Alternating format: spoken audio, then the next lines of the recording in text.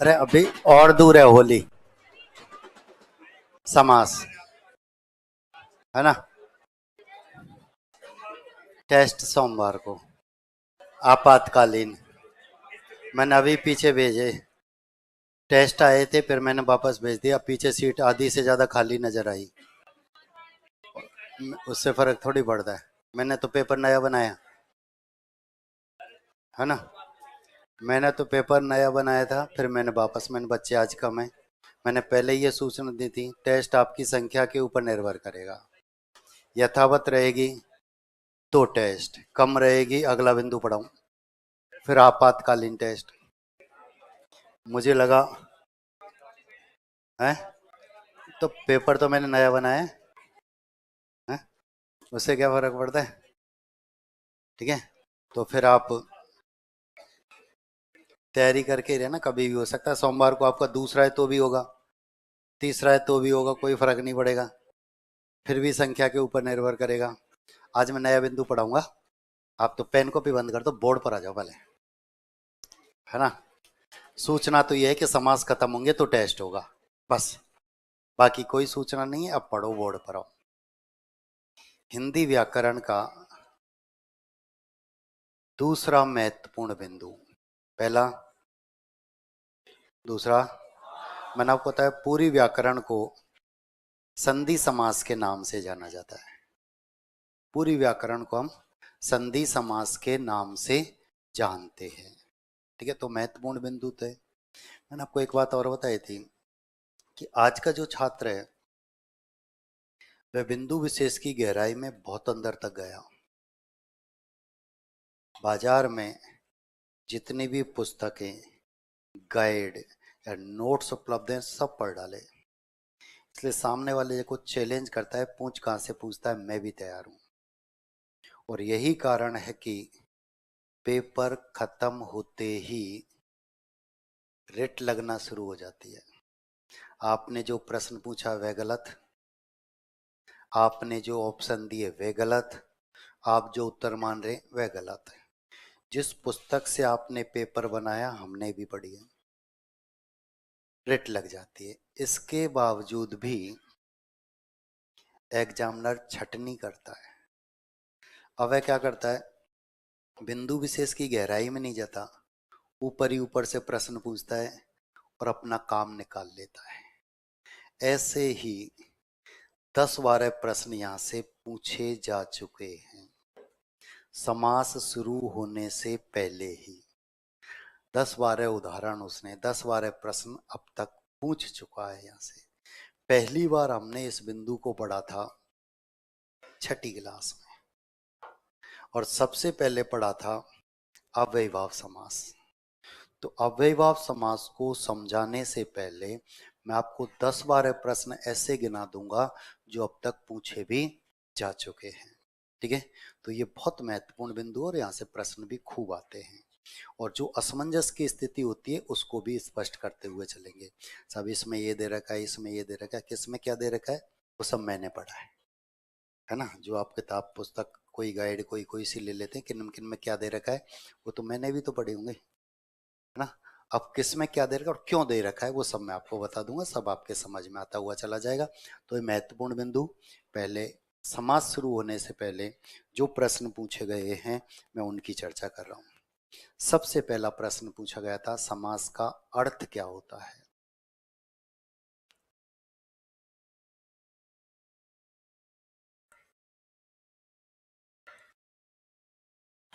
29 नवंबर 2015 को महिला पर्यवेक्षक का एक पेपर हुआ था, वहां ये प्रश्न पूछा जा चुका है। समास का अर्थ संक्षिप्तता, संक्षिप्तीकरण, दोनों का मतलब एक ही है, और ये प्रश्न पूछा जा चुका है। दूसरा प्रश्न, समास का विलोम क्या होता है,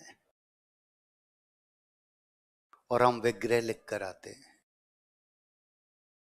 और ये किसका होता है, संधि में मैंने चर्चा की थी, और मैंने बताया था पटवार प्री 2016 में पूछा भी जा चुका है। अब उसको समास के 2 प्रश्न पूछने थे, दोनों पूछे और आगे निकल गया। हम क्या कहेंगे? समास का कोई प्रश्न ही नहीं पूछा, क्योंकि उसको जो पूछना था वो उसने पूछा और आगे बढ़ जाता है। अब जरूरी नहीं है सबसे 4 प्रश्न ही पूछे, किसी से 1 ही पूछेगा, किसी से 8 भी पूछेगा। हर एक बिंदु से प्रश्न पूछे जाएंगे, 100 प्रश्न हमारे सामने आएंगे, 28 बिंदु हमारे सिलेबस में, तो हर एक बिंदु से प्रश्न पूछे जाने हैं। कोई भी बिंदु नहीं छूटेगा, चाहे किसी से 1 ही पूछे, चाहे किसी से 8-10 पूछे, लेकिन पूछे सब बिंदु से जाएंगे। ठीक है, तो 2 प्रश्न और दोनों के दोनों प्रश्न पूछे जा चुके। पहली बार हमने इस बिंदु को पढ़ा था 6ठी क्लास में, भी मैंने आपको बताया, सबने लगभग 6 में इसको पढ़ा था। यहाँ से वहां से हमारे समास शुरू हो जाया करते थे। किसे कहते हैं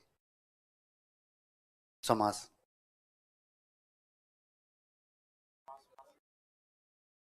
6ठी क्लास से हम एक ही परिभाषा पढ़ते हुए रहे कि 2 या 2 से अधिक पदों के मेल को समास कहते हैं। यही परिभाषा 6ठी क्लास से पढ़ी जा रही है कि 2 या 2 से अधिक पदों के मेल को समास कहते हैं, और परिभाषा सही भी है, गलत भी नहीं है। मैं आपसे सिर्फ ये जानना चाहता हूं, क्या किसी समास में 2 से अधिक पद हो सकते हैं?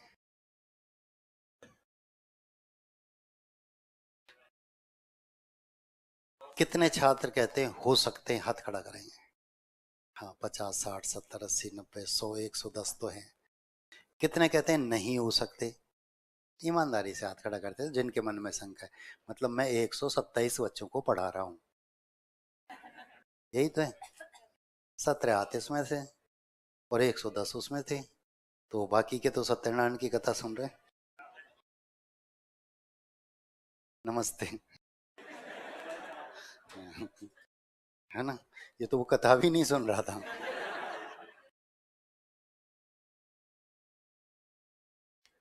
महिला थानाधिकारी व्यस्त है, तो ये 8-10 बैठे कर्मचारी हमारे पास, ये मोबाइल चला सकते हैं आपका, है ना। आपका मोबाइल बुरा माने कि साहब हम पढ़ रहे हैं और मोबाइल कोई नहीं चला रहा, तो आप इनको दे सकते हैं। 8 दिन के लिए खूब अच्छा चलाते हैं ये, है ना।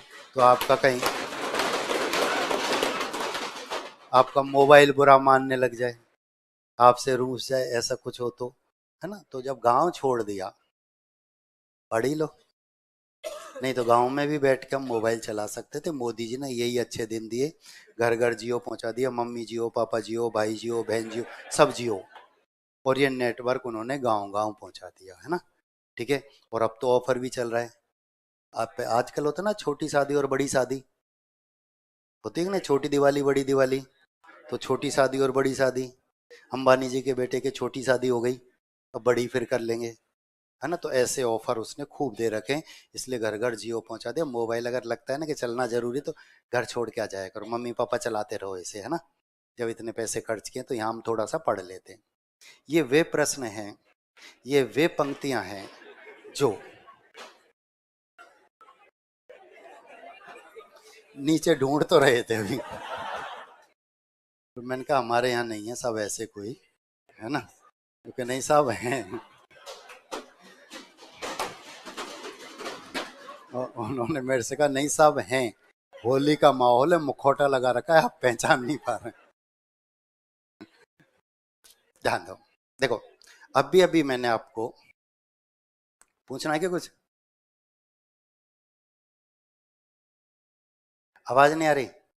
भाई आवाज और बढ़ा दो देख, जिससे आ जाए। यार पीछे वालों की आवाज तो मेरे पास आ रही थी। चलो ध्यान दो, ठीक है। तो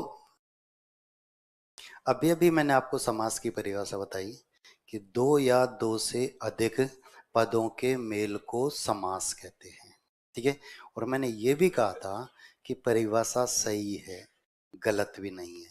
इसका मतलब हो सकते, इसका मतलब हो सकते हैं, याद रखना। और यही प्रश्न पूछा गया था आरजेएस में कि किस समास में सर्वाधिक पद, यानी 2 से अधिक पद हो सकते हैं, और 4 ऑप्शन लिख कर दे दिए थे।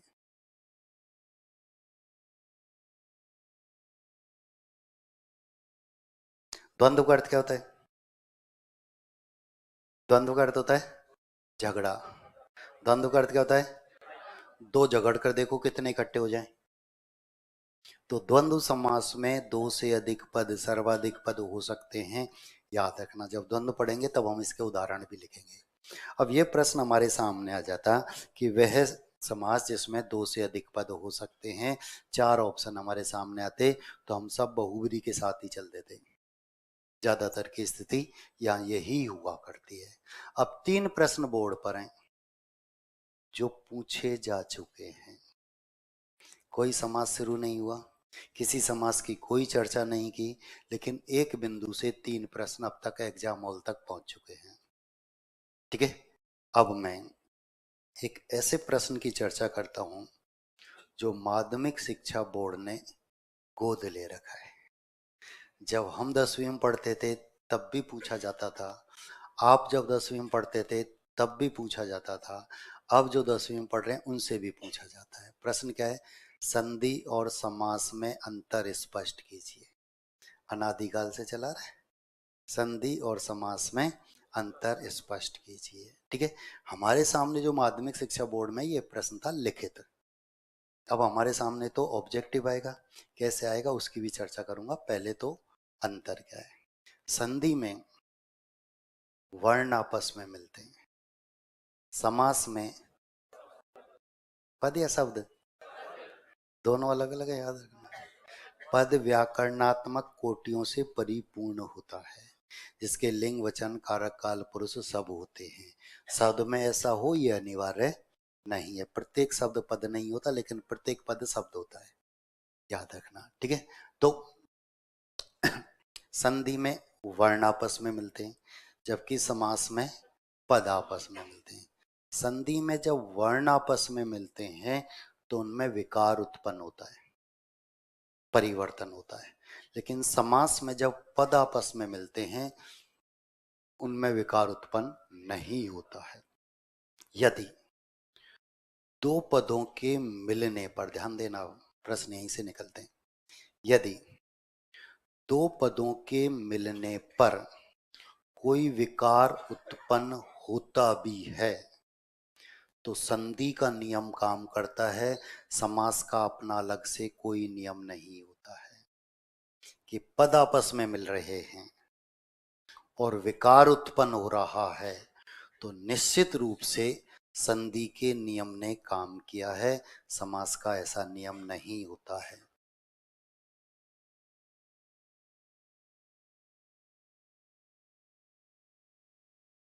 ये दो पद है हमारे पास और इन दोनों को यदि हम मिलाते हैं तो पद बना सुरासुर। अब दोनों पदों के मिलने पर विकार उत्पन्न हुआ है, परिवर्तन, तो यहां संधि के नियम ने काम किया, दीर्घ संधि के नियम ने काम किया है। समास का अपना अलग से कोई नियम नहीं होता है। यदि समास का नियम होता तो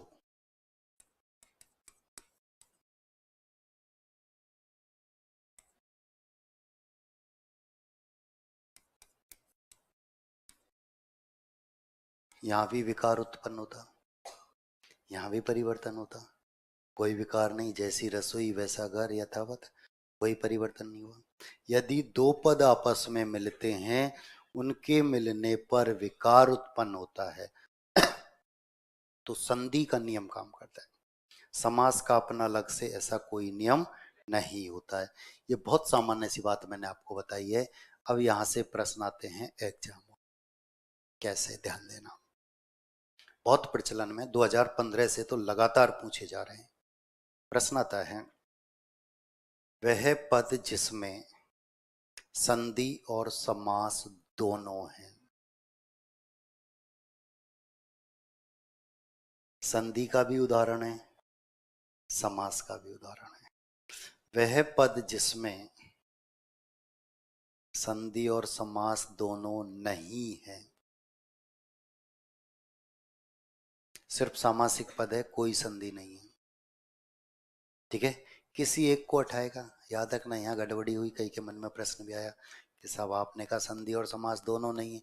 समास तो है, समास तो है। तो अब मैं आपसे पूछता हूँ, क्या संधि और समास दोनों हैं? प्रश्न भी तो यही था, संधि और समास दोनों नहीं है, तो क्या संधि और समास दोनों इसमें है? नहीं है, तो प्रश्न भी यही था। किसी एक को हटाता है, किसी एक को रख देता है। ठीक है, ये प्रश्न अब प्रचलन में जरूरत से ज्यादा, कि एक ही उदाहरण में दोनों चीज पूछना, ये कंपटीशन है। मैंने आपको बताया संधि के उदाहरण समास में पूछे जाते हैं, समास के उपसर्ग में, उपसर्ग के फिर संधि में, या दोनों को मिलाकर। 2015 में रीट का पेपर हुआ था, उस पेपर से प्रचलन में आया वह पद जिसमें संधि और समास दोनों हैं। पेपर देखना रीट 2015 का, ठीक है। वह पद जिसमें संधि और समास दोनों हैं, वह पद जिसमें उपसर्ग और प्रत्यय दोनों हैं, वह पद जिसमें समास और उपसर्ग दोनों हैं। हर प्रश्न में ऐसे मिला मिला कर ही पूछे गए थे, ठीक है। और एक ग्राम विकास अधिकारी का पेपर हुआ था 2008 में, और वर्ण सिलेबस में थे, तो उसमें तो एक ही वर्ण में अल्पप्राण, महाप्राण, घोष, सघोष सब मिलाकर एक साथ पूछे थे, ठीक है। उसमें तो 4 चीज एक ही वर्ण में पूछी गई थी, ठीक है। तो वर्ण अब सिलेबस में किसी में रहे ही नहीं, सिर्फ अध्यापक वर्ग को छोड़कर। तो वह पद जिसमें संधि और समास दोनों है, और वह पद जिसमें संधि और समास दोनों एक बात मैंने पहले भी आपको बताई थी, आज लगभग 35% प्रश्न नकारात्मक पूछे जा रहे हैं। पिछले आप पेपर उठाकर देखेंगे 3, तो उनमें लगभग 100 प्रश्न नकारात्मक हैं, 300 में से। नहीं है, गलत है, अशुद्ध है, असंगत है। क्योंकि सामने वाला एक बात अब बहुत अच्छे से जानता है कि सही तो पढ़कर आए, गलत कौन सा है वह बताओ, गलत कौन सा है वह बताओ। तो ये भी हमें पता होना चाहिए। तो नहीं वाले ज्यादा पूछे जाते हैं, वह पद जिसमें संधि और समास दोनों नहीं। और हम क्या गलती करते हैं, नहीं को पढ़ते ही नहीं। मैंने बताया 2 आंखें, एक आंख प्रश्न पढ़ती है, दूसरी ऑप्शन। प्रश्न पूरा पढ़ा भी नहीं कि उत्तर पर टूट पड़े, और एग्जाम हॉल से बाहर निकलते गलती का एहसास हो जाता है कि नहीं पूछा था, वहां गड़बड़ी हो जाती है, ठीक है। तो ये प्रश्न हमारे प्रचलन में है। तो मैंने अभी जो आपको तरीका बताया, प्रश्न पूछे, समास का अर्थ विलोम, सर्वाधिक पद, ठीक है। इसको तो हम गिनते ही नहीं है। समास में सबसे पहले हमने पढ़ा था समस्त पद। एक तरफ हम लिखते थे समस्त पद, एक तरफ हम लिखते थे विग्रह। छठी क्लास से लिखते हो रहे, समस्त पद किसे कहते हैं? समास में अधिकांशतः 2 पद होते हैं। समास में अधिकांशतः 2 पद होते हैं, और दोनों पदों के मध्य के संबंध सूचक शब्दों को हटाने पर जो संक्षिप्त रूप शेष बचता है वह समस्त पद, सामासिक पद, समास कहलाता है। अधिकांशतः 2 पद हैं, और दोनों पदों के मध्य के जो भी संबंध सूचक शब्द होते हैं हम उनको हटा देते हैं, और उनको हटाने पर जो भी संक्षिप्त रूप हमारे सामने, जो भी संक्षिप्त रूप हमारे सामने शेष बचता है वही हमारा समस्त पद, सामासिक पद, समास कहलाता है।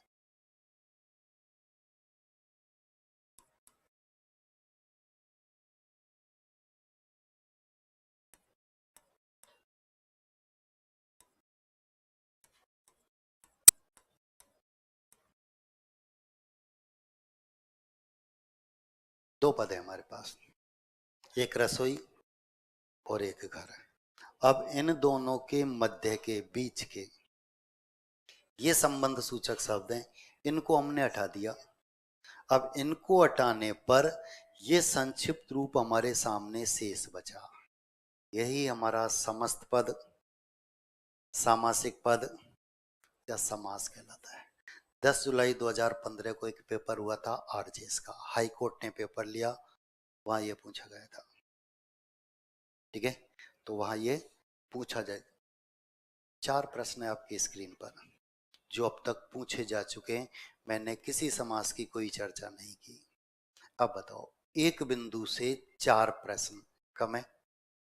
अब उसको समास के 4 प्रश्न पूछने थे, चारों पूछे, आगे निकल गया। हम क्या कहेंगे, समास का कोई प्रश्न ही नहीं पूछा। क्योंकि आज भी हम उदाहरण को ही प्रश्न मानते हैं कि जब तक नहीं पूछेगा माता पिता में कौन सा समास है, तब तक माने ही नहीं कि समास का कोई प्रश्न पूछा गया था। जब तक नहीं पूछेगा निम्न में बहुब्रीहि समास का उदाहरण है, तब तक माने ही नहीं। वह परिचय से प्रश्न पूछ रहा है, ठीक है। या हम क्या कहेंगे, पेपर बहुत कठिन है। उसने परिचय से प्रश्न पूछा और हमें पेपर लगा कठिन। प्रश्न पूछा गया राजस्थान का मुख्यमंत्री, ठीक है, नाम पूछ लिया और हम कहें साहब पेपर कठिन था, किसी कोचिंग में नहीं लिखाया। हाँ बताओ क्या कठिन था इसमें।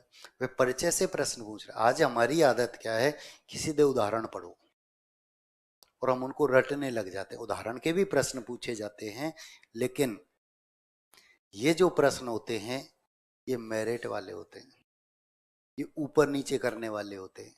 उदाहरण वाले उदाहरण तो लगभग सब कर कर आते हैं, लेकिन यहां से जब प्रश्न आते हैं तब गड़बड़ हो जाती है। तो ये चौथा प्रश्न जो पूछा जा चुका है, ठीक है, ये प्रश्न पूछा जा चुका है। इसके बाद हमने क्या पढ़ा,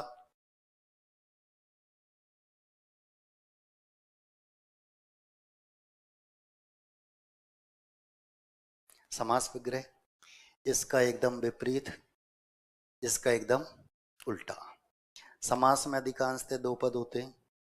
दोनों पदों के मध्य के संबंध सूचक शब्दों को भी व्यक्त कर देना, प्रदर्शित कर देना, यानी लिख देना,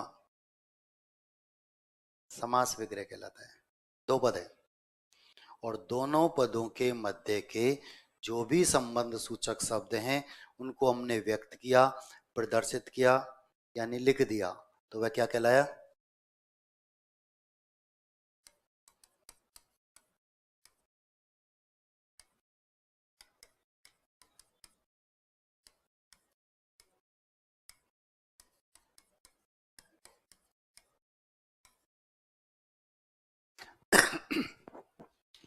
2 पद हैं, रसोई घर। अब इन दोनों के मध्य के ये संबंध सूचक शब्द हैं, इनको हमने व्यक्त किया, प्रदर्शित किया, लिख दिया, क्या कहलाया। और ये प्रश्न पूछा गया 11 अक्टूबर 2013 को, थर्ड ग्रेड अध्यापक का एक पेपर हुआ था, वहां यह प्रश्न पूछा जा चुका है। और प्रश्न में जिन शब्दों का प्रयोग किया, मैं बोलकर बता रहा हूं, ध्यान देना। प्रश्न में लिखा गया था कि सामासिक पद को पृथक करने की रीति कहलाती है। ये सामासिक पद है, इसको पृथक करना यानी अलग अलग करने की रीति क्या कहलाती है। 5 प्रश्न है बोर्ड पर जो पूछे जा चुके हैं।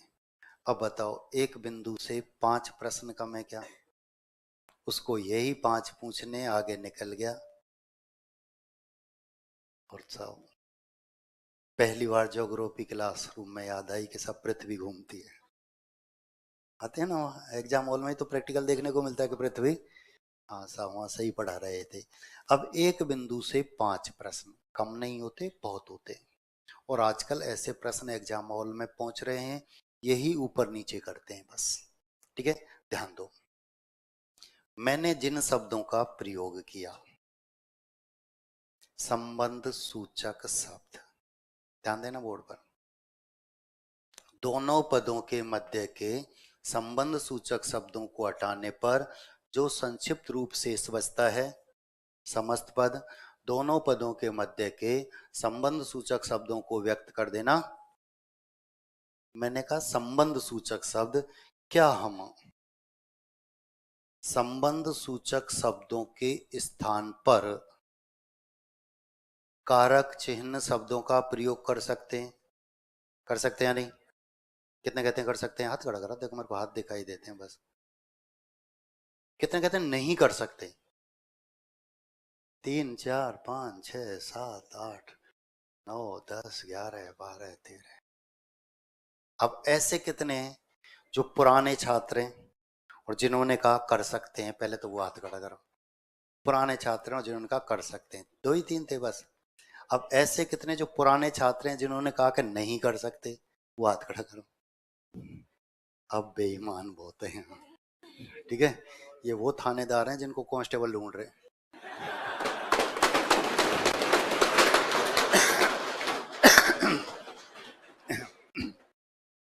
नहीं तो देखो, मुझे सुनाई तो देता नहीं पर दिखाई देता है, चश्मा लगा रखा है। तो 10 20 50 तो पुराने छात्र मैं भी पहचानता हूँ जिनके हाथ आए थे और उन्होंने दोबारा में खड़े नहीं किए। ध्यान देना, गड़बड़ बहुत करते हो तुम।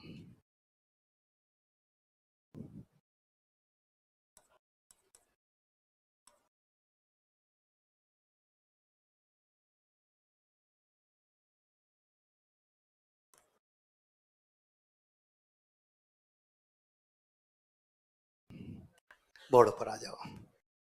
अब बताएं, क्या हम कारक चिन्ह शब्दों का प्रयोग कर सकते हैं? क्या ये कारक चिन्ह है? तो नहीं कर सकते।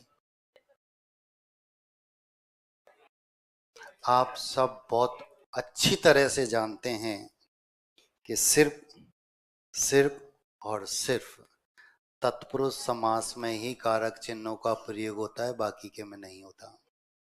इसलिए हम नहीं कर सकते।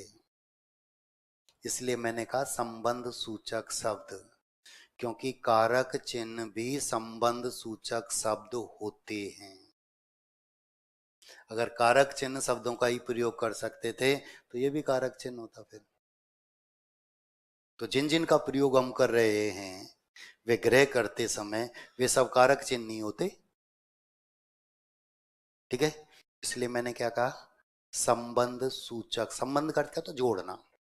हमारे घर परिवार या समाज में जब झगड़ा होता है तो एक वाक्य अधिकांशतः हमारे कानों में घूमता रहता है कि वह तो रिश्तेदारी की बात आ गई, नहीं पता नहीं क्या कर देता। तो संबंध ने रोके रखा, उस संबंध ने जोड़े रखा, तो जो जोड़ने का काम करता है वो संबंध है। ठीक है, तो ये क्या है, संबंध सूचक शब्द है।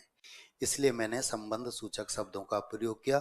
बाजार में कई गाइड आपको ऐसी मिलेंगी जिसकी समास की परिभाषा में लिखा होता है कारक चिन्ह सहित विभक्ति रहित, पता नहीं क्या क्या लिखा होता है, कुछ नहीं होता, याद रखना। तो दोनों पदों के मध्य के संबंध सूचक शब्दों को हटाने पर जो संक्षिप्त रूप शेष बचता है समस्त पद, दोनों पदों के मध्य के संबंध सूचक शब्दों को भी व्यक्त कर देना समास विग्रह कहलाता है। इसलिए हमने संबंध सूचक शब्दों का प्रयोग किया है। 5 प्रश्न बोर्ड पर हैं। समास का अर्थ, विलोम, सर्वाधिक पद, समस्त पद और विग्रह। ये 5 के 5 प्रश्न अब तक पूछे जा चुके हैं, इसकी तो मैं चर्चा ही नहीं कर रहा। ये तो 100 200 बार पूछे जा चुके हैं। ऐसे प्रश्न तो कितने बार आ गए पता नहीं। मैं ये 5 प्रश्न जो पूछे जा चुके हैं। समास में अधिकांशतः 2 पद होते हैं। पहला जो पद होता है उसे हम पूर्व पद कहते हैं। दूसरा जो पद होता है इसे हम उत्तर पद या पर पद कहते हैं।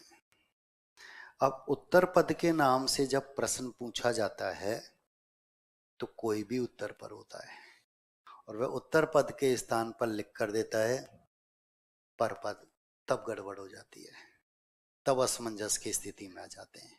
तो समास में अधिकांशतः 2 पद होते हैं। पहला जो पद होता है, दूसरा जो पद होता है पर पद। समास में कभी प्रथम पद की प्रधानता होती है, समास में कभी द्वितीय पद की प्रधानता होती है, समास में कभी दोनों पदों की प्रधानता होती है। तो समास में कभी दोनों पदों की प्रधानता न होकर अन्य पद की ही प्रधानता होती है। यही तो पढ़ा था। तो यहां तक लिखें पहले, देखो।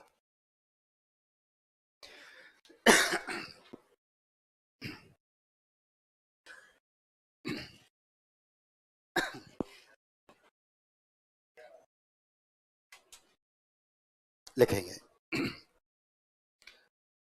समास का अर्थ होता है, समास का अर्थ होता है संक्षिप्तता। समास का अर्थ होता है, डैश करके लिखेंगे, संक्षिप्तता और विलोम व्यास। और विलोम व्यास, ठीक है। पूर्ण विराम आगे लिखेंगे। दो या दो से अधिक पदों के मेल को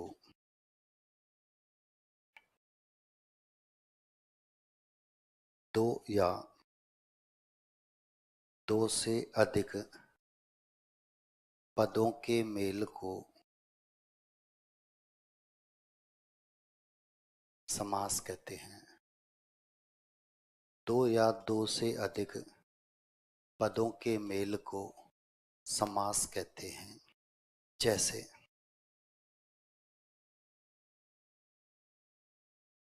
यथाशक्ति, जैसे यथाशक्ति,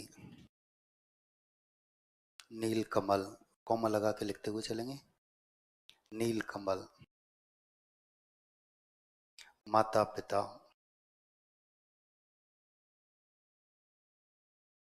रसोई घर, रसोई घर, चौमासा, चौमासा, दशानन, दशानन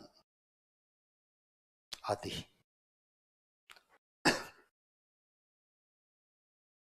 हेडिंग डालेंगे, संधि और समास में अंतर।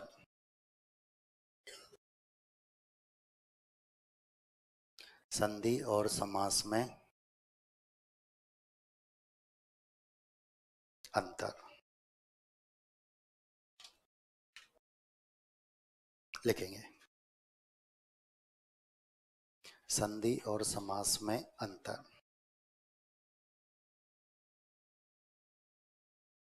संधि में वर्ण आपस में मिलते हैं। संधि में वर्ण आपस में मिलते हैं, जबकि समास में पद, संधि में वर्ण आपस में मिलते हैं जबकि समास में पद। दूसरा लिखेंगे, संधि में वर्णों के मिलने पर, संधि में वर्णों के मिलने पर विकार उत्पन्न होता है, विकार उत्पन्न होता है।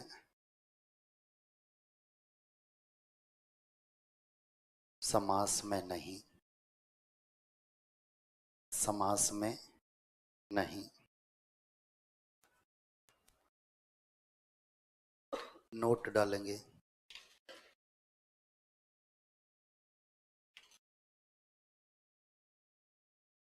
नोट, यदि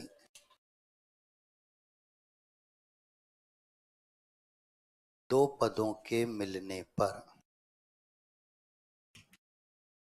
यदि दो पदों के मिलने पर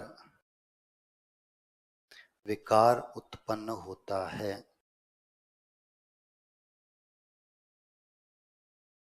विकार उत्पन्न होता है, तो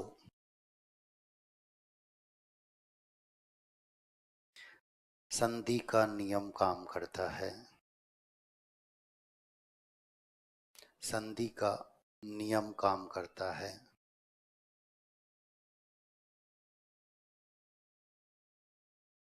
समास का अपना समास का अपना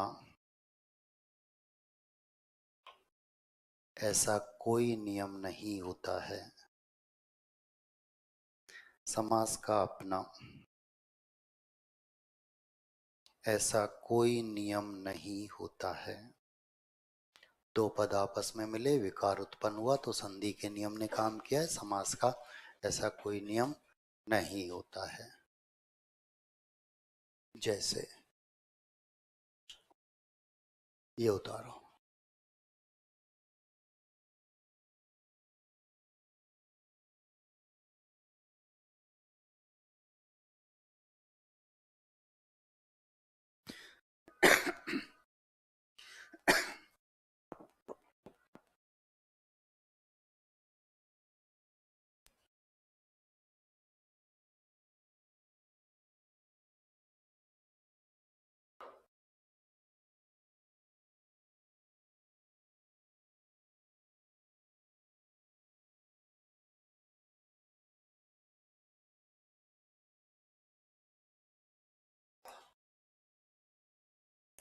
हो गया।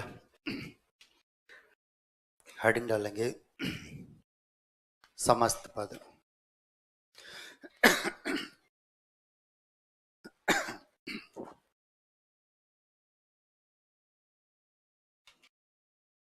हेडिंग डालेंगे समस्त पद। लिखेंगे समास में अधिकांशतः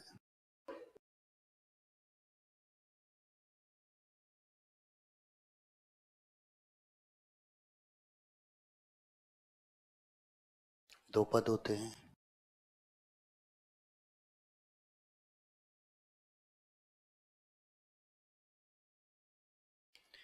दोनों पदों के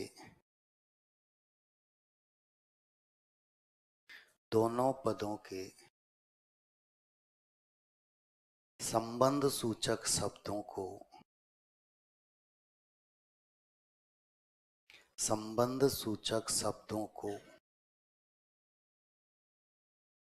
हटाने पर संबंध सूचक शब्दों को हटाने पर जो संक्षिप्त रूप शेष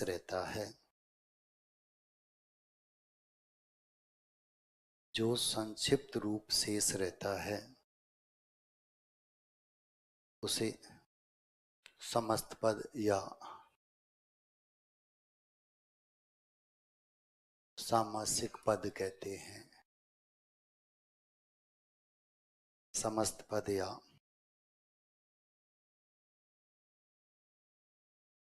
सामासिक पद कहते हैं। जैसे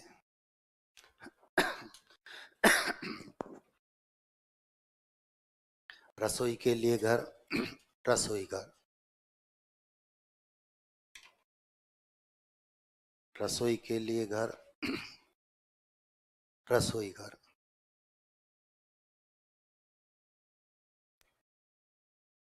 और रसोई घर को आप रेखांकित करेंगे, अंडरलाइन। ये क्या है हमारा समस्त पद। ठीक है। हेडिंग डालेंगे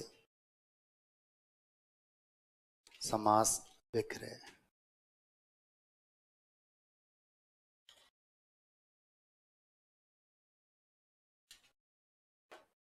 समास विग्रह लिखेंगे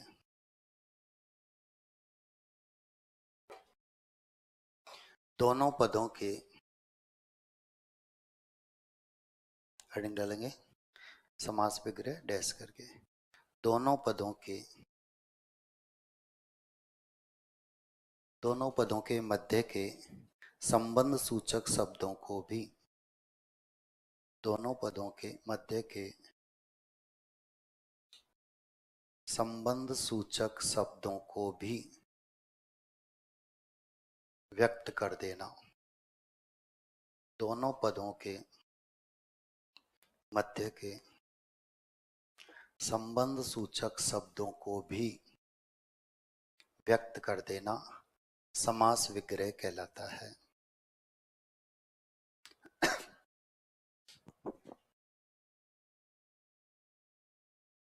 समास विग्रह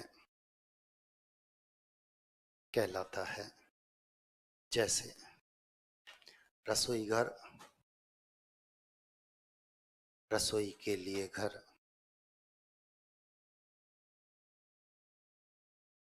रसोई घर, रसोई के लिए घर। रसोई के लिए घर को आप रेखांकित करेंगे अंडरलाइन। ये क्या है हमारा? समास विग्रह। समास विग्रह नोट डालेंगे।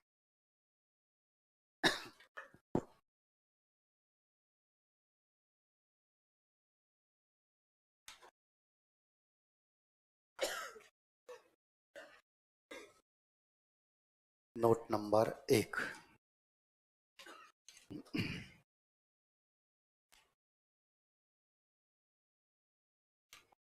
समास में अधिकांशतः दो पद होते हैं।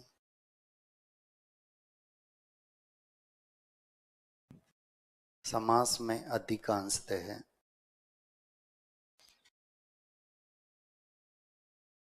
दो पद होते हैं। प्रथम पद को पूर्व पद,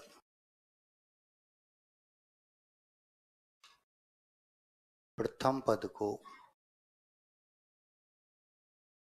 पूर्व पद तथा द्वितीय पद को उत्तर पद या परपद कहा जाता है। प्रथम पद को पूर्व पद तथा द्वितीय पद को उत्तर पद या परपद कहा जाता है।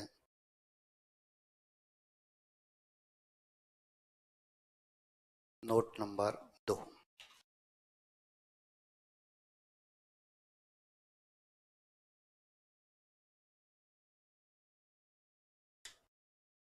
समास में कभी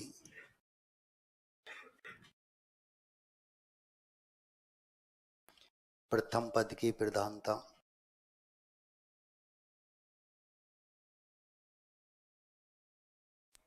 समास में कभी प्रथम पद की प्रधानता, कभी द्वितीय पद की प्रधानता, कभी द्वितीय पद की प्रधानता,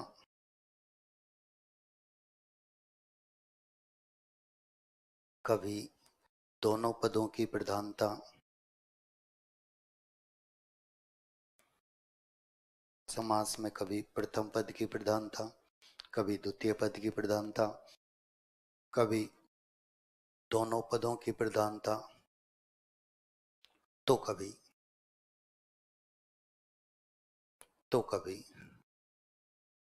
दोनों पदों की प्रधानता न होकर, तो कभी दोनों पदों की प्रधानता न होकर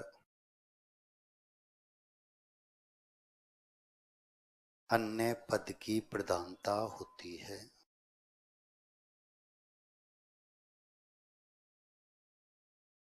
अन्य पद की प्रधानता होती है।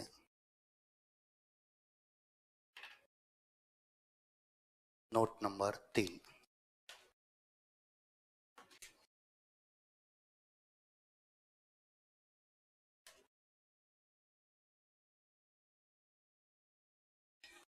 द्वंद्व समास में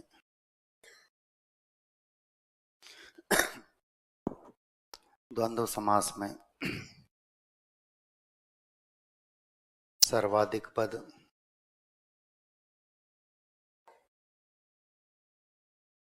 सर्वाधिक पद कोष्टक में दो से अधिक पद,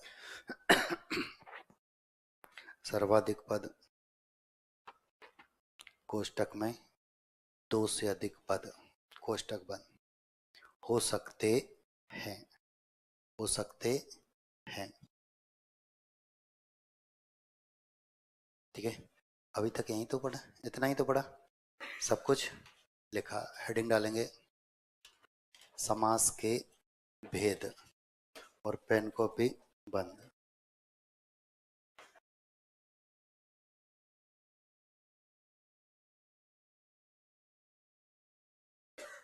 समास के भेद, पेन कॉपी बंद, और बोर्ड पर सभी थानाधिकारी।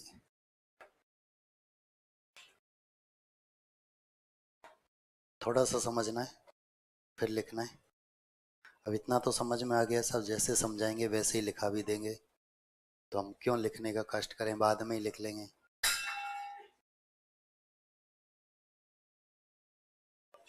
हैप्पी होली। कोई नहीं, चलो आओ बोर्ड पर।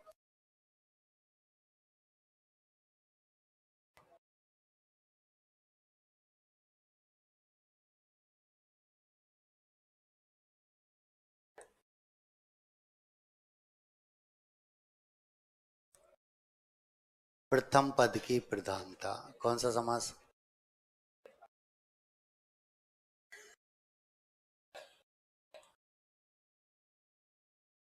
ठीक है,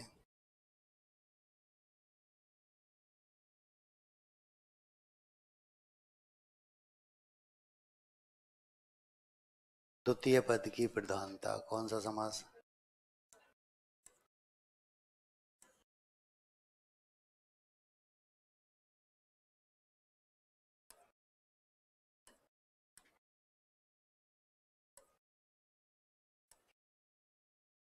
दोनों पदों की प्रधानता,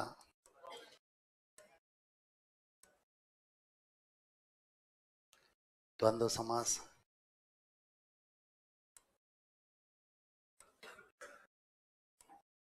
अन्य पद की प्रधानता, कौन सा समास? बहुब्री समास। ठीक है, ध्यान देना। थोड़ा समझेंगे, बाद में सब समझ में आएगा, सब ठीक ठाक होता हुआ चला जाएगा। अब इन चार के अलावा दो नाम और सुने थे हमने, कौन कौन से?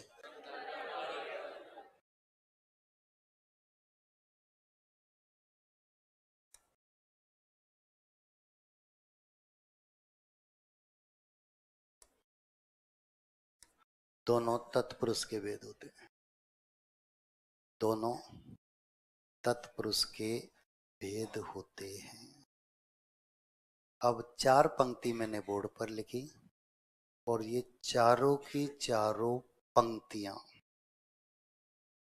एलडीसी 2018 चारों पेपरों में पूछी गई थी। चार ही पेपर हुए थे, याद है ना? एलडीसी 2018 वाले 12 अगस्त, 19 अगस्त, 9 सितंबर, 16 सितंबर, चार पेपर हुए थे, और चारों में एक एक पंक्ति पूछी गई थी। वह समाज जिसमें प्रथम पद की प्रधानता, अव्ययभाव समास। वह समाज जिसमें द्वितीय पद की प्रधानता, तत्पुरुष समास।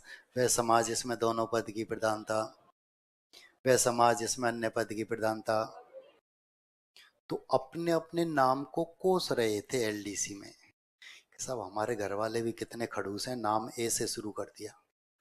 हमारा नाम रख दिया अजय, हमारा नाम रख दिया अनीता, तो सबसे पहले पेपर हो गया हमारा।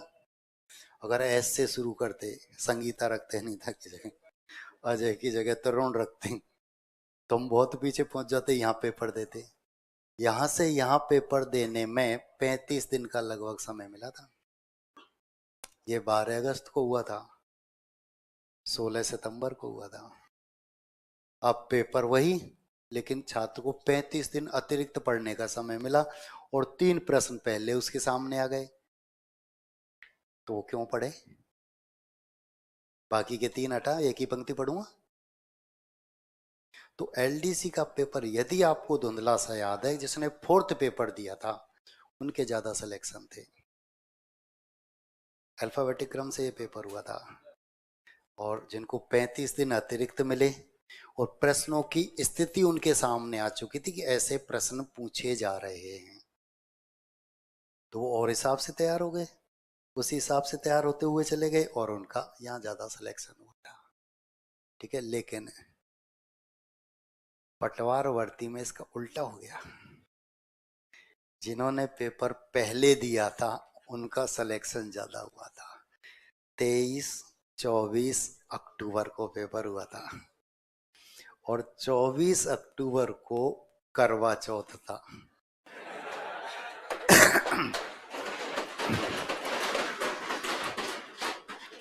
तुम्हारा भी आएगा, सिर्फ एक टेस्ट पास करना है ना, उसके बाद करवा चौथ शुरू, है ना। ध्यान दो, अब जितनी भी महिलाएं थी उन सबका पेपर 23 को दिला दिया और 24 को बाकी के ऐसे आगे पीछे कर दिए। फिर 10-10 प्रश्न ऊपर नीचे कर दिए गए थे कि इनके 10 काट दो, इनके 10 जोड़ दो। ये स्थिति वहां हुई थी, तो नाम से कोई फर्क नहीं पड़ता। सरकार के नियम कब परिवर्तित हो जाएं पता नहीं, कब एसआई में भी सीईटी लग जाए। फर्स्ट ग्रेड सेकंड ग्रेड में लगा रहे हैं, है ना। पहले रीट में जैसे होता था तो पात्रता टेस्ट, पहले पात्रता यहाँ भी ले आए। अब यहाँ साहब बताओ 100 तक गिनती आती है कि नहीं तुमको, है ना। तो ऐसी पात्रता यहाँ भी, तो नियम सरकार के, जब सरकार ही परिवर्तित हो जाती है तो नियम भी परिवर्तन होना स्वाभाविक बात है। ये छटनी करने के उनके अलग अलग तरीके। तो 5 प्रश्न में आपको पहले बता चुका हूं, 4 ही रहे सामने, 9 प्रश्न पूछे जा चुके हैं। मैंने किसी भी समास की कोई चर्चा नहीं की अभी, जबकि 9 प्रश्न पहुंच गए एग्जाम हॉल में।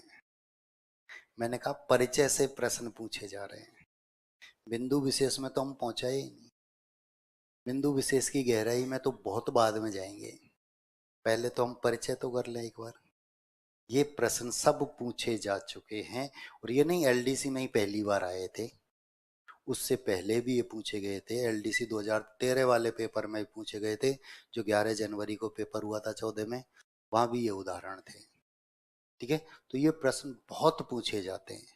जूनियर अकाउंटेंट का पेपर हुआ 2016 में, वहां भी ये प्रश्न पूछा गया था। खूब कितनी बार पूछे जा चुके हैं पता नहीं। सबसे ज्यादा प्रश्न इन 4 पंक्तियों से एक प्रश्न अधिकांशतः हर कंपटीशन में अब पहुंच रहा है। तो ये 4 पंक्ति तो हमको तोते के जैसी रटी होनी चाहिए, ये याद रखना। ठीक है, अब इन 4 के अलावा जो प्रश्न पूछे गए उनकी मैं चर्चा करूँ। ये तो सीधे सीधे लिखे हुए समझ में भी आया और हम कर कर भी आ जाते हैं। सबसे ज्यादा यहाँ से जो प्रश्न पूछा गया वो ये कि तत्पुरुष समास में कौन सा पद प्रधान होता है। ये 4-5 बार अब तक प्रश्न पूछा जा चुका है कि तत्पुरुष समास में कौन सा पद प्रधान होता है। ठीक है, तो ध्यान देना, वह समाज जिसमें प्रथम पद प्रधान, वह समाज जिसमें द्वितीय पद प्रधान। अब ये दोनों इसके भेद हैं, तो इनमें कौन सा पद प्रधान होगा। ठीक है, वह समाज जिसमें दोनों पद और अन्य पद। ठीक, अब प्रश्न क्या आया था यहां से, एक प्रश्न पूछा गया था कि वह समाज जिसमें द्वितीय पद, पूछा भी जाता है कई बार, ध्यान देना। प्रश्न हमारे सामने आया कि वह समाज जिसमें द्वितीय पद प्रधान होता है। ठीक है, तत्पुरुष, दिगु, कर्मधारय, उपर्युक्त सभी। तो उपर्युक्त सभी प्रश्न पूछा जाता है, वह समास जिसमें द्वितीय पद प्रधान होता है, तत्पुरुष, दिगु, कर्मधारय, अव्ययीभाव। तब उत्तर तत्पुरुष रहेगा, याद रखना, विशेष तौर पर याद रखना। पहले ये, उसके बाद इनको वरीयता मिलेगी, तो पहले आपका तत्पुरुष रहेगा। ठीक है, यदि प्रश्न में ऑप्शन दे रखे हैं वह समाज जिसमें द्वितीय पद प्रधान है, तत्पुरुष, दिगु, कर्मधारय, उपयुक्त सभी, तो उपयुक्त सभी। बाकी के इनके अलावा चौथा नाम आ गया तो तत्पुरुष को हम वरीयता देते हैं। 3 मार्च 2020 को एक पेपर हुआ था कृषि पर्यवेक्षक का, वहां प्रश्न पूछा गया था, 10वें प्रश्न की चर्चा कर रहा हूं, कि वह समाज जिसमें द्वितीय पद प्रधान होता है। ऑप्शन में ये भी था और ये भी था, लेकिन उत्तर स्पष्ट करने के लिए उसने एक पंक्ति और लिखी थी प्रश्न में कि वह समास जिसमें द्वितीय पद प्रधान होता है तथा प्रथम पद द्वितीय पद की विशेषता बताता है। तब उत्तर था वहां पर कर्मधारय समास। तब उत्तर क्या था? कर्मधारय समास। ठीक है, तो ये 10वां प्रश्न पूछा जा चुका है और ऐसे प्रश्न खूब भी पूछे जाते हैं। अब एक प्रश्न और था यहाँ पर, एक प्रश्न और था कि समानाधिकरण के कारण वह समास जिसमें द्वितीय पद प्रधान होता है, और ऑप्शन में 1 2 3 4 ये दिए थे, तो सीधा सीधा उत्तर था। क्यों था? समानाधिकरण सिर्फ भटकाने के लिए लिखा, हमको अलग करने के लिए लिखा कि हमारा ध्यान इधर उधर पहुंचे, और नहीं तो तत्पुरुष के 2 ही भेद हैं जिनमें से एक ही ऑप्शन में दे रखा है, दूसरा है ही नहीं। ठीक है, तो ये हमारा 11वां प्रश्न। इन 4 पंक्तियों से फर्स्ट ग्रेड में एक प्रश्न आया था, बोर्ड पर है ना, ध्यान से प्रश्न सुनना। प्रश्न पूछा गया था कि कितने समासों में द्वितीय पद प्रधान होता है?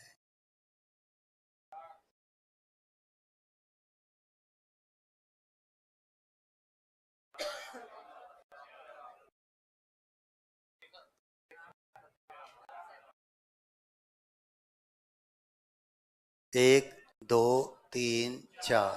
1 2 3। इसमें दोनों पद प्रधान है, तो क्या दूसरा पद प्रधान नहीं है? स्वाभाविक बात है। ठीक है, अब हम सब 3 का गोला,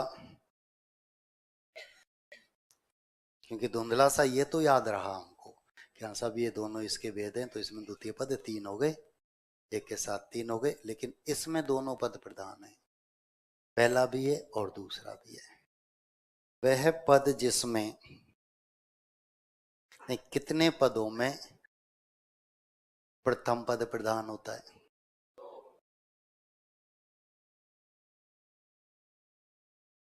ये 13वां प्रश्न है जो पूछा जा चुका है।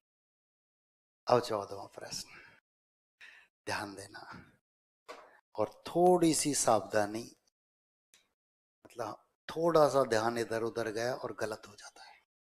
प्रश्न क्या था? वह समास जिसमें दोनों पदों की अप्रधानता होती है। और उसमें अप्रधानता शब्द लिखा था, अ पर ध्यान ही नहीं जाता, सीधा प्रधानता देखते हैं, द्वंद्व पर टूट पड़ते हैं। अब ये सब प्रश्न अब तक पूछे जा चुके हैं। अब एक बिंदु से वह 10 प्रश्न पूछता है समास से, और इनमें से ही 10 उसने पूछ लिए। हम क्या कहेंगे? पेपर कठिन है, पेपर कठिन। अब स्थिति क्या है इन प्रश्नों में? हम गाइड के पन्ने पर पन्ने पढ़ते रह जाते हैं, मिलते नहीं है। ये कहाँ मिलते हैं? सीधे एग्जाम हॉल में मिलते हैं। ये सीधे एग्जाम हॉल में मिलते हैं और हमारी मेरिट को बहुत ऊपर और नीचे कर जाते हैं, पता ही नहीं चलता। ठीक है, तो लिखें, लिखो। समास के भेद। पद की प्रधानता के आधार पर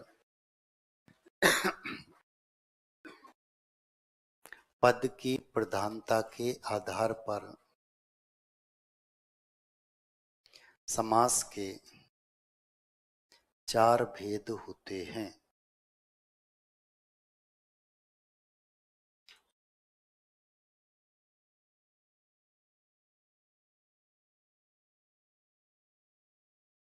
समास के और चारों नाम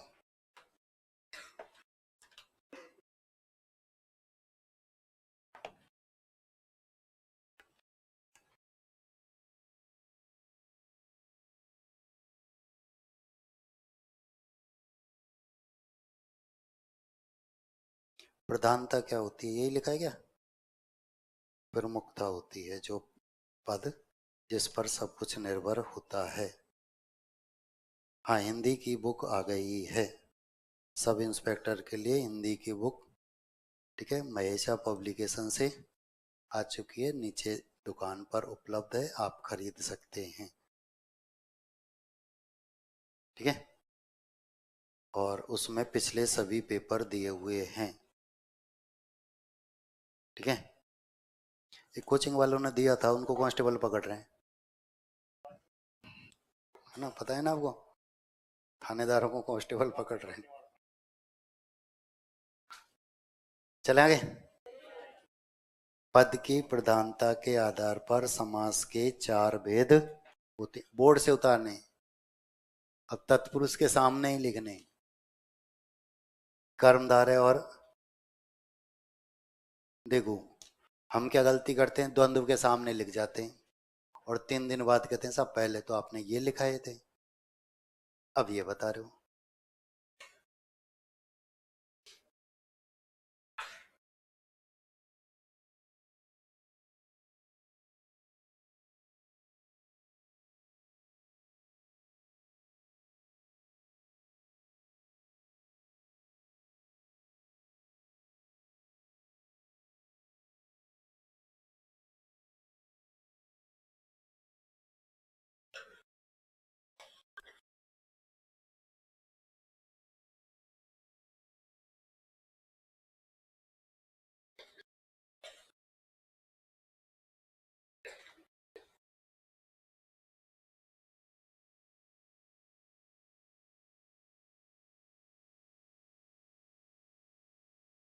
नई पंक्ति से लिखो, ये हो गया ना, यहाँ तक बोर्ड पर है कोई, लिखेंगे।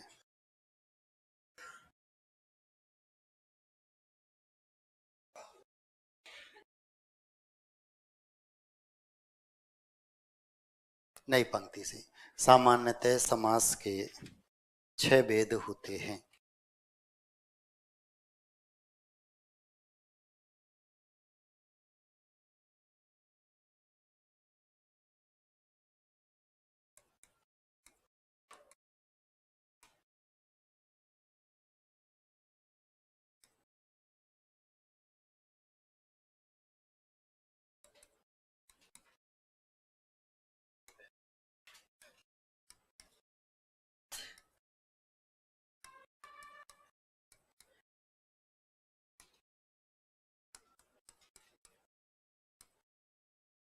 उतारते हुए चलो।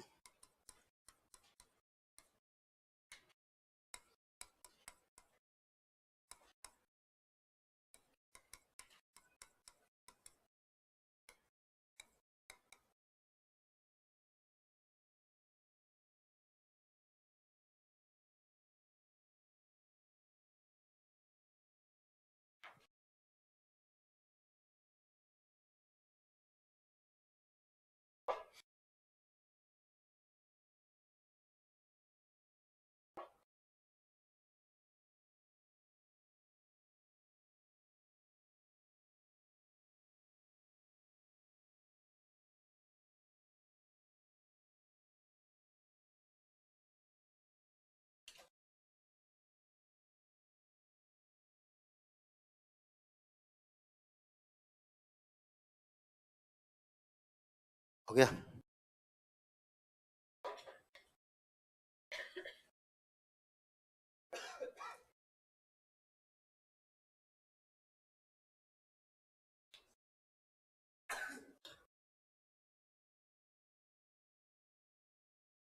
अब आपसे प्रश्न पूछा जाता है, समास के भेद, तो प्रत्येक स्थिति में 6 होते हैं। यदि प्रश्न में लिखा हुआ है पद की प्रधानता, तो ही 4 करने। यदि वह प्रश्न में पद की प्रधानता नहीं लिखता है तो प्रत्येक स्थिति में 6 ही भेद मानने हैं। और यदि वह प्रश्न में लिख देता है पद की प्रधानता के आधार पर समास के भेद, तब आपको 4, नहीं तो हमेशा कितने, 6। हेडिंग डालेंगे अव्ययीभाव समास, हेडिंग डालेंगे अव्ययीभाव समास। अब हमारे समास शुरू होते हैं। अब प्रक्रिया आ जाएगी आपकी छठी क्लास वाली, जो हम छठी क्लास से पढ़ रहे थे, शुरू से पढ़ रहे थे कि नहीं?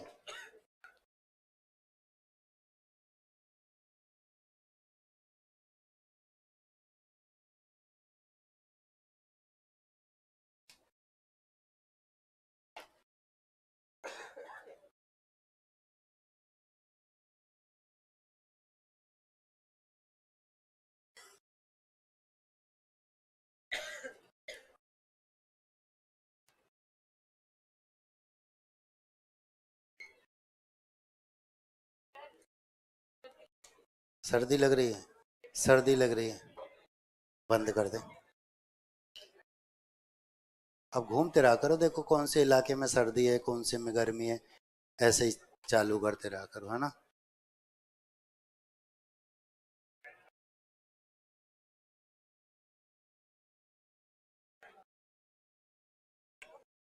हेडिंग डालेंगे अव्ययीभाव समास।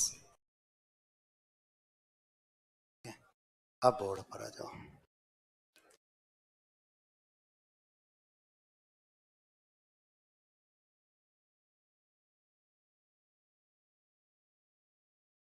अब प्रक्रिया छठी क्लास की, जो छठी क्लास में हम जहाँ से पढ़ते हुए आ रहे हैं अब तक, वह चर्चा कर लेते हैं। यहाँ से प्रश्न आते हैं तो लगभग सब एक जैसी स्थिति में होते हैं। बाकी का जो अभी हमने पढ़ा था वो महत्वपूर्ण बिंदु था। अब बोर्ड पर आ जाओ। अव्ययीभाव समास को समझने से पहले तो हम ये जानें कि अव्यय किसे कहते हैं। पहले तो ये समझ में आए अव्यय, ठीक है। वाक्य में प्रयोग करते समय जिन शब्दों के रूपों में लिंग, वचन, कारक, काल, पुरुष इनके अनुसार भी कोई परिवर्तन नहीं होता है, वे अव्यय कहलाते हैं, अविकारी शब्द कहलाते हैं। यानी ऐसे शब्द जिनका हम लिंग, वचन, कारक, काल, पुरुष कुछ भी नहीं बता सकते, वे अव्यय होते हैं, अविकारी शब्द होते हैं, ठीक है।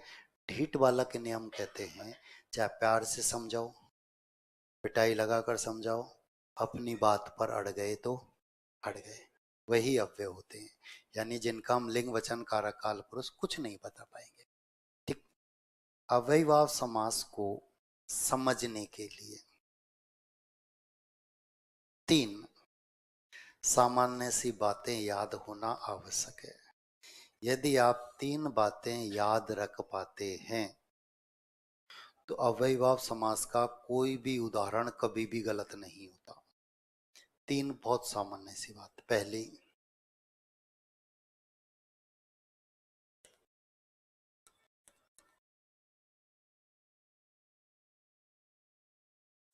प्रथम पद अव्यय।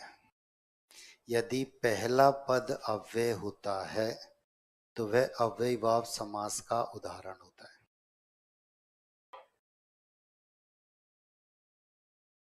अरे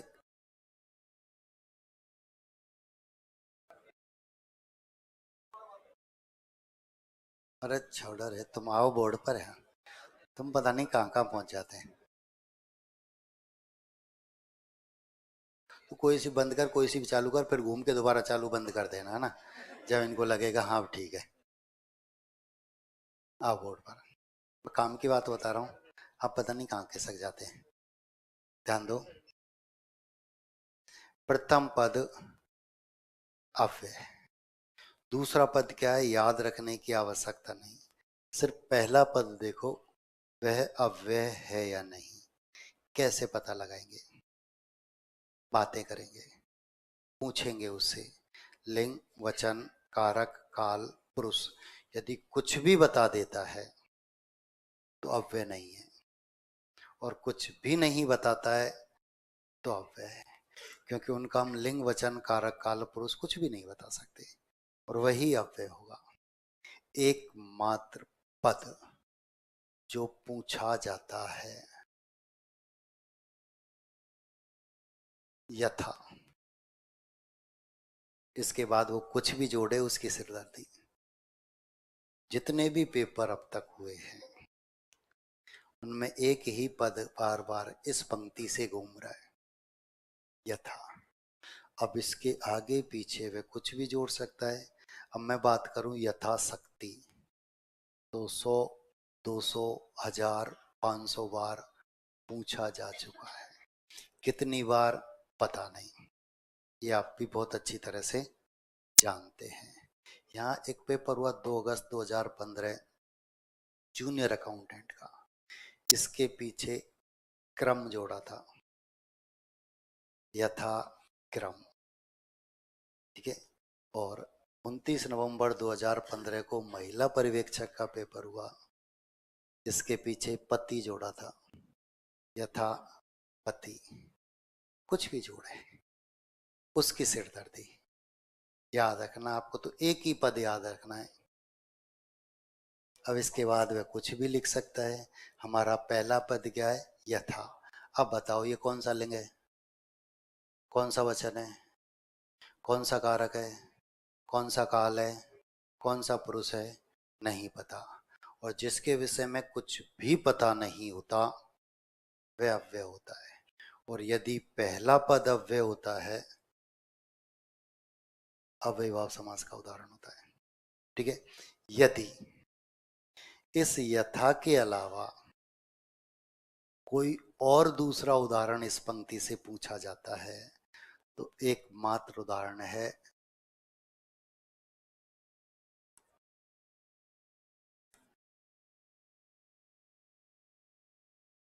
यावत जीवन, जीवन पर्यंत। इनके अलावा कोई उदाहरण आज तक यहां से नहीं पूछा गया, ठीक है। एक पेपर हुआ 2020 में जेएलओ का, वहां ये उदाहरण पूछा गया था, यावत जीवन। बाकी के सब में यथा यथा यथा यही चल रहा है, कुछ भी पूछे तो बहुत सामान्य सी बात तो हम याद रख सकते हैं कि सब पहला पद अव्यय रहेगा, दूसरा पद भी अव्यय होता है। उदाहरण आगे आप पढ़ेंगे वो आ जाएंगे। ऐसा नहीं पहला ही होता है, दूसरा भी हो सकता है, लेकिन लिखा जो जाता है वो यही लिखा जाता है। परिभाषा के प्रश्न आज पूछे जा रहे हैं, ये मैं आपको बता चुका हूँ। तो इसकी जो परिभाषा हम लिखेंगे उसमें से भी प्रश्न निकल कर आते हैं कि वह समाज जिसमें प्रथम पद अव्यय होता है, और 4 का नाम लिख कर दे दिए, ठीक है। तो अव्यय वाली पंक्ति से कोई प्रश्न आता है तो उदाहरण जो होते हैं यथा के होते हैं या फिर यावत जीवन होता है। दूसरी सामान्य सी बात जो हम याद रख सकते हैं,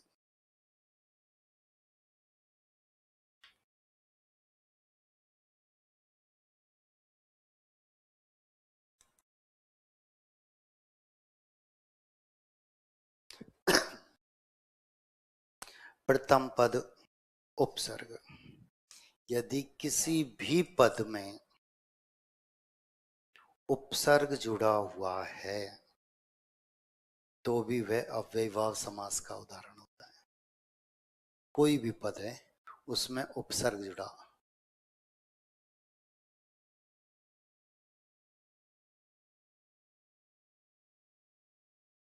पहला पद क्या है, उपसर्ग है, अव्ययभाव समास है।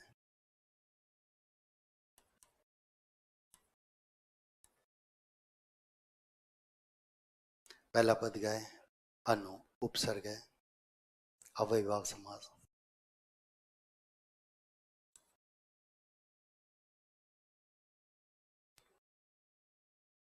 पहला प्रति क्या है, उपसर्ग है, अव्ययभाव समास। उस उदाहरण की चर्चा कर ले। 2 अगस्त 2015 जूनियर अकाउंटेंट पूछा गया था।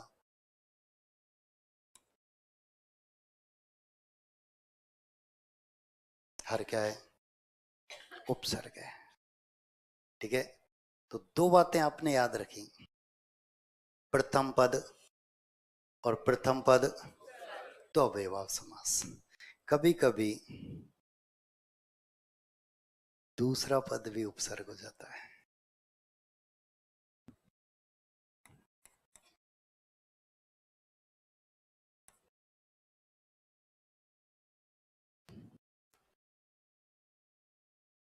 नित्य प्रति। अब आप मुझे बताओ, क्या दूसरा पद उपसर्ग हो सकता है?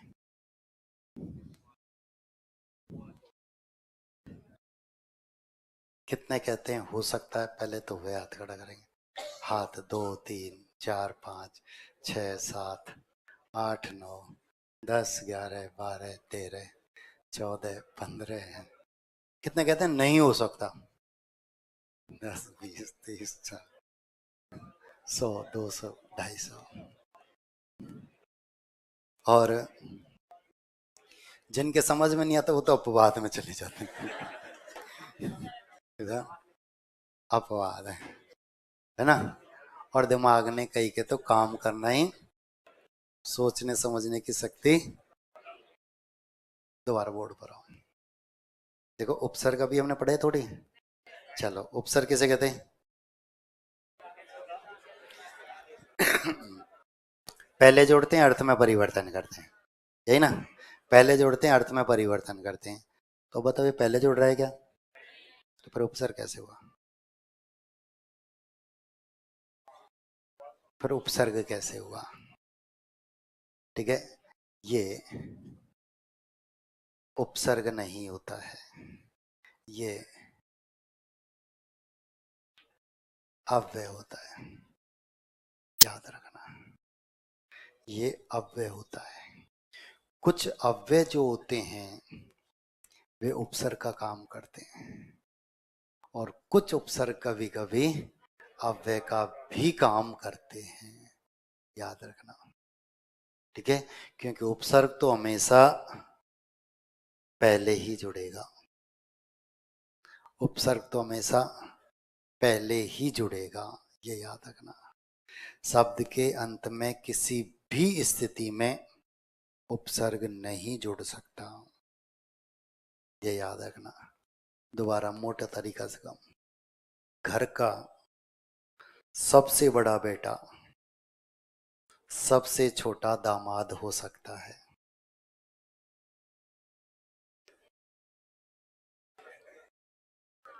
अरे हो सकता है या नहीं? तो मैं तो हिंदी में ही समझा रहा हूं। मतलब हमारे घर में तो सबसे पहले हम इसको वरीयता देते हैं और ससुराल में सबसे अंत में पूछते हैं। तो यहाँ दिमाग खराब होता है? नहीं होता, चिंता मत करो। दोनों सुख मिले आपको, बड़े के भी और छोटे के भी। इससे ज्यादा क्या चाहिए? क्या गलती करें तो ससुराल में पहुंच जाओ, सबसे छोटा ही कर दी, क्या फर्क पड़ा? और समझदारी के काम करने तो घर लौटाओ वापस। यही तो स्थिति। तो ध्यान देना, ये वही स्थिति यहाँ पर है। उपसर्ग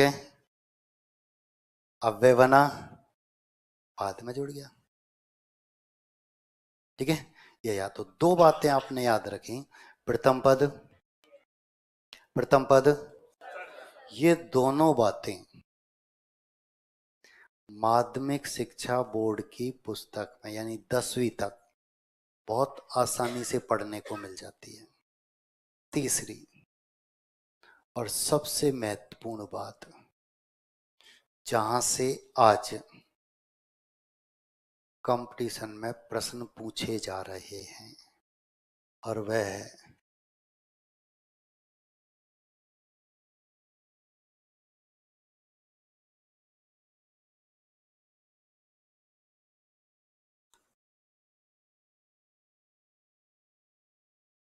पद की पुनरावृत्ति। एक ही पद का दो बार आना। यदि शब्द की पुनरावृत्ति होती है, एक ही पद दो बार आता है, तो वह सिर्फ सिर्फ और सिर्फ अव्ययीभाव समास का उदाहरण होता है। अन्य किसी भी समास का कोई भी नियम उसके ऊपर लागू नहीं होता। फिर चाहे कोई सा भी समास चिल्लाता है तो चिल्लाता रहे, कोई फर्क नहीं पड़ता, ठीक है।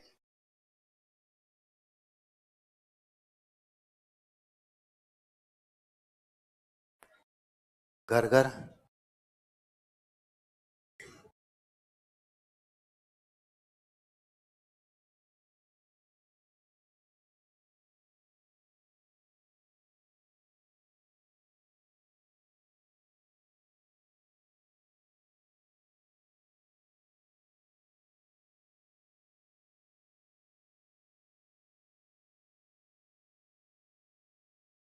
ध्यान दो,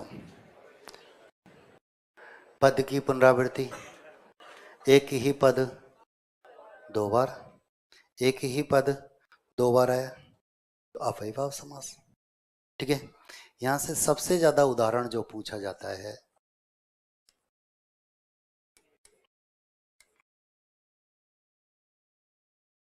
पद की पुनरावृत्ति, एक ही पद दो बार आया है, लेकिन पद संख्यावाची है, और संख्यावाची पद हमने कहां पढ़े थे? दिगु में। संख्यावाची पद हमने कहां पढ़े थे? दिगु में। ठीक है, लेकिन अभी अभी मैंने आपको बताया, यदि पद की पुनरावृत्ति होती है, एक ही पद दो बार आता है, तो वह सिर्फ सिर्फ और सिर्फ अव्ययीभाव समास का उदाहरण होता है। अन्य किसी भी समास का कोई भी नियम उसके ऊपर लागू नहीं होता। फिर चाहे कोई सा भी समास चिल्लाता है तो चिल्लाता रहे, हाई कोर्ट जाए चाहे सुप्रीम कोर्ट, उदाहरण किसका रहेगा? ठीक है, उस उदाहरण की चर्चा करता हूं जो 2 अगस्त 2015 जूनियर अकाउंटेंट पूछा गया था, और उदाहरण था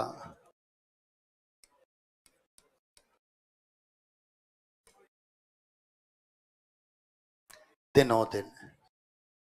और यहां जो प्रश्न पूछा गया था वह ये था कि निम्न में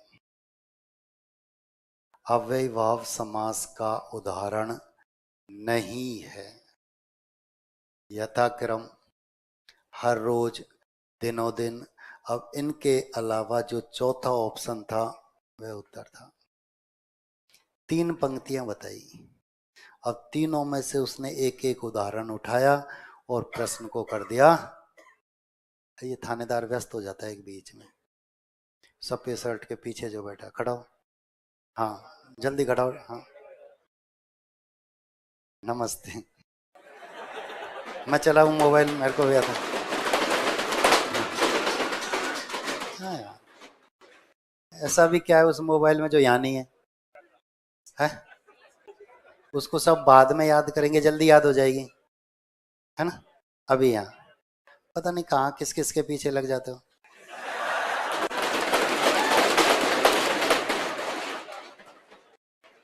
अब ये तुम्हारे पैसों से ही बनी है।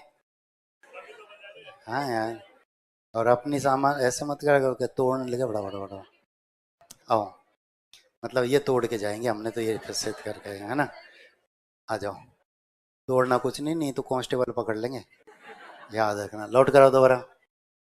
3 बातें, प्रथम पद, प्रथम पद, पद की, 3 बातें कुछ ज्यादा होती है। आप 2 बातें भी याद रखेंगे तो भी काम चल जाएगा। होली का ऑफर चल रहा है, 2 के साथ 1 फ्री। क्या है? प्रत्येक उपसर्ग अव्यय होता है, प्रत्येक उपसर्ग अव्यय होता है, यानी आप उपसर्ग के भी लिंग, वचन, कारक, काल, पुरुष कुछ भी नहीं बता सकते, और जिसका कुछ भी नहीं बताया जा सकता वह अव्यय होता है। आ, अनु, प्रति, हर, कौन सा लिंग, कौन सा वचन, कौन सा कारक, कौन सा काल, कौन सा पुरुष, नहीं पता। जिसका कुछ भी पता नहीं होता है वह अव्यय होता है। तो 2 ही बात याद रखें, प्रथम पद अव्यय या पद की पुनरावृत्ति, प्रथम पद अव्यय या पद की पुनरावृत्ति, अव्ययीभाव समास। ठीक है, अब यहाँ एक शर्त और होती है उपसर्ग वाली पंक्ति में। उपसर्ग जो है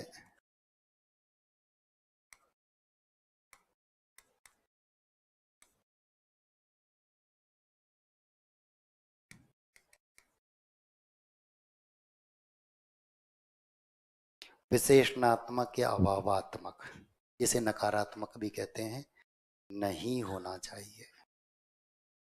यदि ये अर्थ देने वाले ये अर्थ देने वाले उपसर्ग आ जाते हैं तब इसके अंतर्गत नहीं आएंगे, ये याद रखना। इनकी चर्चा आगे जिन में आएंगे कि किन में ये आते हैं उनकी चर्चा फिर करेंगे। तो लिखें हम अव्ययभाव समास।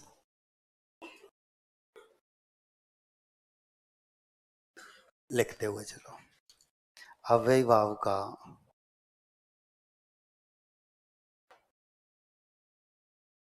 शाब्दिक अर्थ होता है, शाब्दिक अर्थ होता है अव्यय हो जाना।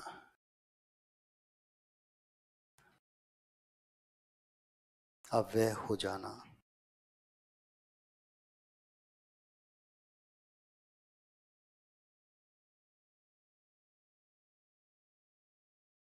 जिस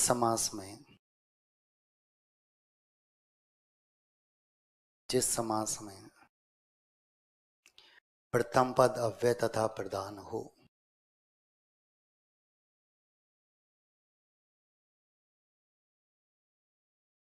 प्रथम पद अव्यय तथा प्रधान हो और द्वितीय पद संज्ञा हो, और द्वितीय पद संज्ञा हो, या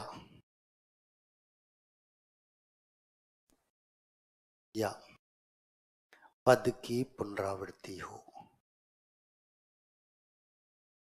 या पद की पुनरावृत्ति हो,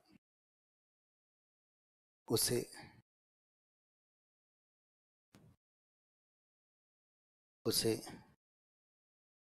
अव्ययभाव समास कहते हैं।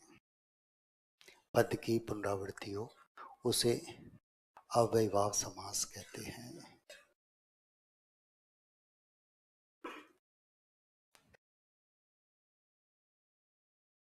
नोट।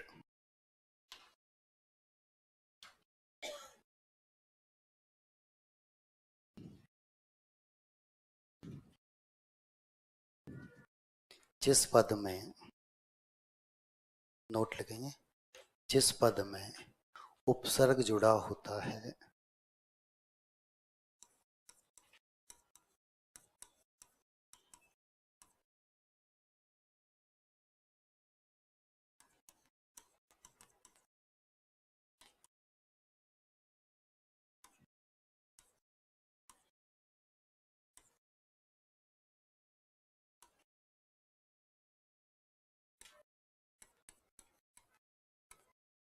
कोष्टक में लिखेंगे विशेषणात्मक या कोष्टक में लिखेंगे विशेषणात्मक या अभावात्मक नकारात्मक को छोड़कर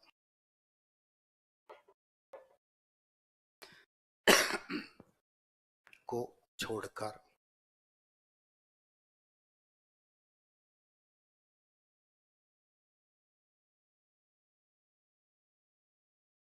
को छोड़कर वह पद अधिकांशतः अव्ययभाव समास का उदाहरण होता है। वह पद अधिकांशतः अव्ययभाव समास का उदाहरण होता है।